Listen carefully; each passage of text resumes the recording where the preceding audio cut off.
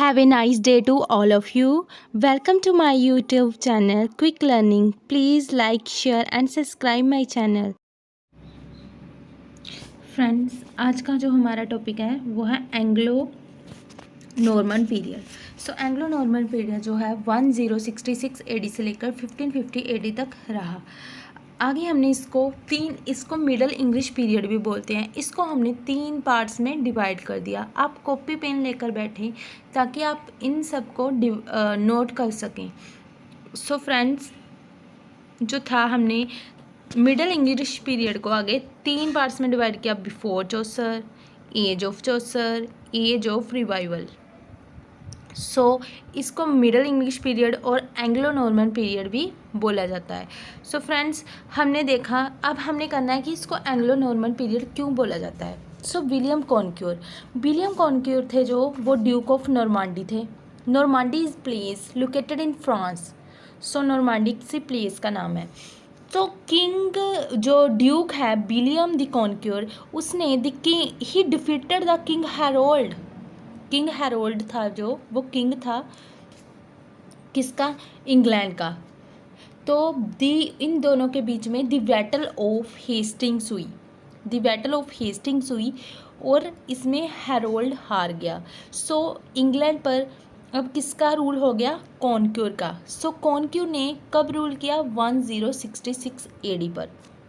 So friends, आगे इन दोनों की, क्योंकि एंग्लो थे पहले वहाँ पर एंग्लो रहते थे, हमें जैसे पता है एंग्लो सैक्सन जूट्स रहते थे।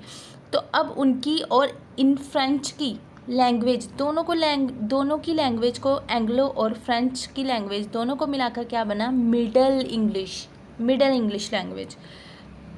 So friends, language of angle Saxon Jutes plus language of norms को क्या बोलते हैं, एंग्लो नॉर्मन लैंग्वेज।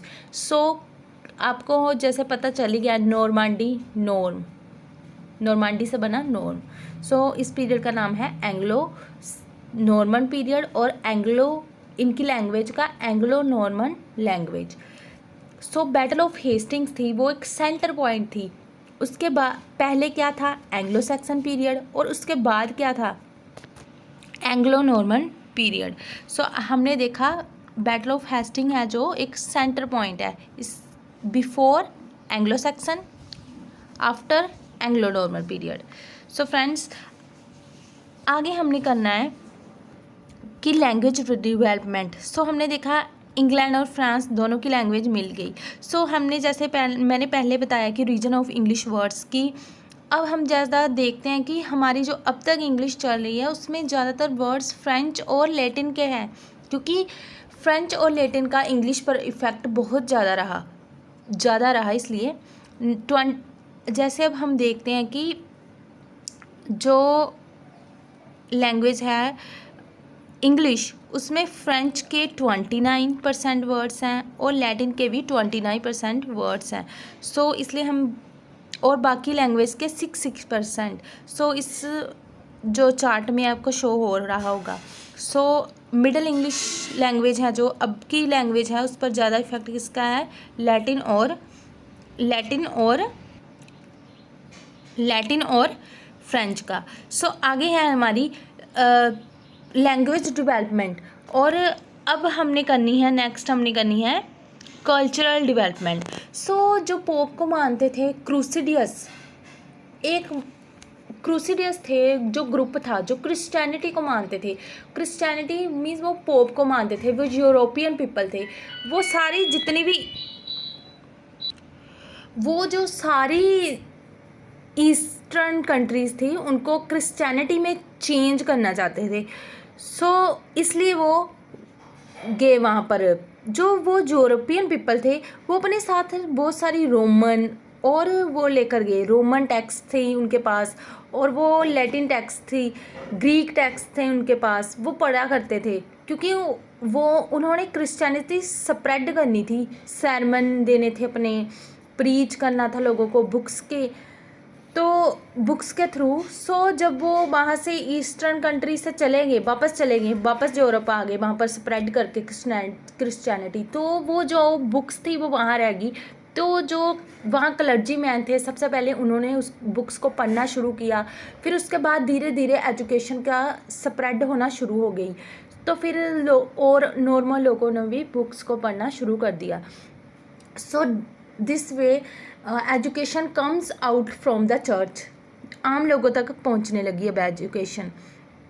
सो वहाँ पर उस टाइम पर एग्जिस्टेंस में आए Cambridge university and Oxford university. So friends, जे आपने कमेंट करके बताना है, आपका ये काम है आज का कि कब एग्जिस्टेंस में आई, कब बनी थी ये यूनिवर्सिटी दोनों, क्योंकि पेपर में ये क्वेश्चन पूछा गया था, किसी ईयर में पेपर में ये क्वेश्चन पूछा गया था, when Cambridge come into existence. So London, जो लंदन था वो क्या बन गया था, ग्रेट ग्रेट पोइट राइटर जितने भी लोग थे ग्रेट वो वहाँ सारे लंदन में रहते थे। London become the educational hub as Bangalore become the ITI hub in India. Similarly education hub become London become the educational hub. So सारे अच्छे वर्क लिखने उन्होंने शुरू किए। सो अब हमने जो लंदन था वो सेंट्रल सिटी बन गई थी वहाँ। अब हमने करने हैं लिटरेरी वर्क। सो लिटरेरी वर्क उस टाइम का सबसे मशहूर है जो है सेंसुअर डी जेस्टी जो है वो फ्रेंच वर्ड है। इसका मीनिंग होता है songs of deeds. So songs of deeds means J poetry थी जो नाइट्स और नॉवेल्स की प्रेज में लिखी गई थी। उस टाइम पर जो ज़्यादा लिखी गई है पोइट्रीज़ और वर्क्स वो किंग ऑर्थर पे और उसके नाइट्स पर बेस्ड हैं। सो हमने देखा कि सेंसुअर डी जेस्टी थी वो होली सॉन्ग्स ऑफ डीड्स है, एक पोइट्री है जो किसकी प्रेज में लिखी गई, नोवेल्स एंड नाइट्स की प्रेज। सो किंग ऑर्थर पर ज़्यादातर और उनके नाइट पर लिखी गई। सो नेक्स्ट, उस टाइम पर जो ज़्यादा वर्क लिखा गया वो किंग ऑर्थर पर लिखा गया, किंग ऑर्थर और उसके नाइट्स पर। एक स्टोरी है कि किंग ऑर्थर अपने 30 नाइट्स के साथ रहता था और उसने राउंड टेबल जो मीटिंग बुलाई थी, किसको गिफ्ट करना है उन्होंने, होली ग्रिल को। सो फ्रेंड्स, आपको पता ही होगा होली ग्रिल क्या है। होली ग्रिल वो है जिसमें जीसस क्राइस्ट ने अपना लास्ट, एक बाउल है जिसमें जीसस क्राइस्ट ने अपना लास्ट सुपर किया था, मीन्स उन्होंने अपना लास्ट टाइम भोजन किया था। तो फ्रेंड्स, किंग ऑर्थर पर बहुत सारी लिखी गई हैं। सो थॉमस मॉर्ले है जो उन्होंने ली मॉर्टर डी ऑर्थर भी लिखा है किंग ऑर्थर पर और उनके नाइट्स पर। This is very important work और हर बार इसमें से कोई ना कोई क्वेश्चन जरूर आता है। लास्ट टाइम तो यही था कि ली मॉर्टर डी ऑर्थर किसने लिखी है, ऑप्शन दिए हुए थे आगे। सो ली मॉर्टर डी ऑर्थर है जो वो थॉमस मार्ली का वर्क है। सो फ्रेंड्स, ये जो वर्क है वो 1485 में पब्लिश हुआ था। 1485 में पब्लिश हुआ था। इसके जो मेन कैरेक्टर हैं वो है Arthur king of England, Arthur और आइग्रेन दोनों का बेटा था किंग ऑर्थर, और इसको आगे जो अडॉप्ट किया था नाइट ने वो था सर एक्टर। सो फ्रेंड्स, मैं इसकी पहले तो हम जितने भी एजेस हैं उसकी हिस्टोरिकल बैकग्राउंड करेंगे, इंपॉर्टेंट वर्क। फिर नेक्स्ट जब मैं वीडियो बनाऊंगी ना तो अलग से इनकी समरीज़ की बनाऊंगी, हिंदी में एक्सप्लेन कर दूंगी कि मेन इनकी स्टोरीज़ में है क्या। So friends, you subscribe my channel ताकि आपको ताकि जब भी मैं अपनी वीडियो अपलोड करूं तो आपको पता चलता रहे। So thank you, give your support by share, like and subscribe my channel. Thank you very much.